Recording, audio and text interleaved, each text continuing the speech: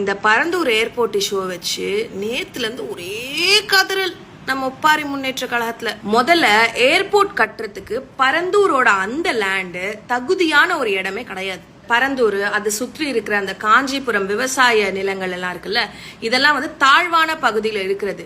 அதனால 30 அடிக்கும் கீழே வந்து அவங்களுக்கு நிலத்தடி நீர் வந்து கிடைக்கக்கூடிய சூழ்நிலை இருக்கு. Independent GIS and hydrological studies என்ன சொல்லுதுன்னா 4700 பிளஸ் ஏக்கர்ல 26ல இருந்து 30% வந்து வாட்டர் பாடிஸ், ஏறத்தாழ 35 ஏரிகளுக்கு மேல இருக்கு. அப்புறம் குளங்கள், இரிகேஷன் சிஸ்டம்ஸ், இந்த நேச்சுரல் ட்ரைனேஜ் சேனல்ஸ், இது எல்லாமே அந்த இடத்துல இருக்கு. இதுல மேஜரா 2 பெரிய இஷ்யூஸ் இருக்கு.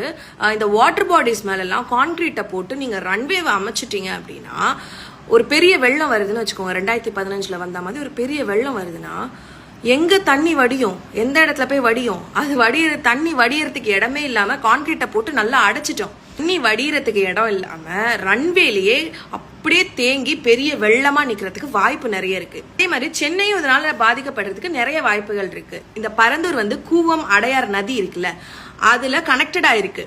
சோ இது என்ன ஆகும்னா, கம்பன் கால்வா வழியா போய் இந்த உபரி நீர் எல்லாம் செம்பரம்பாக்கம் ஏரியில கலக்கும். இங்க இருந்து வர உபரி நீர் எல்லாமே கம்பன் கால்வாய் வழியா வந்து செம்பரம்பாக்கம் ஏரியில கலக்குது. பரந்தூர்ல இருக்கிற இந்த நீர்நிலைகள் எல்லாத்தையுமே வந்து கான்கிரீட்டை போட்டு அடைச்சிட்டா மழை காலத்துல எக்ஸ்ட்ராவா 10,000ல இருந்து 12,000 கன அடி அளவுக்கு மழை நீர், அதாவது உபரி நீர் வந்து சென்னையோட நதிகளுக்குள்ள புகுந்து சென்னையே வெள்ளப்பெருக்கு ஆகிறதுக்கு நிறைய வாய்ப்புகள் இருக்கு.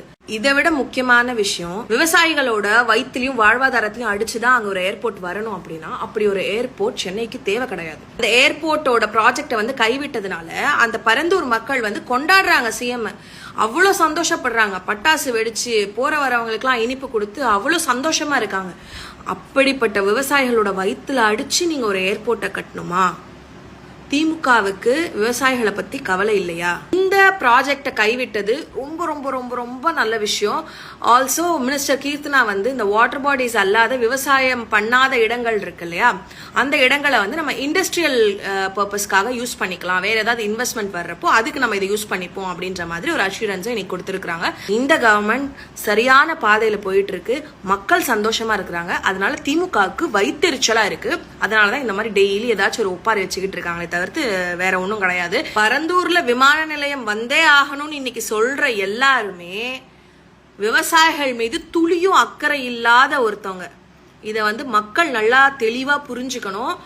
யாருக்கு இங்க விவசாயிகள் மேல அக்கறை இருக்கு, யாரு வந்து விவசாயிகளுக்கு ஆப்போசிட்டா செயல்படுறாங்க அப்படின்றத நீங்க புரிஞ்சுக்கோங்க.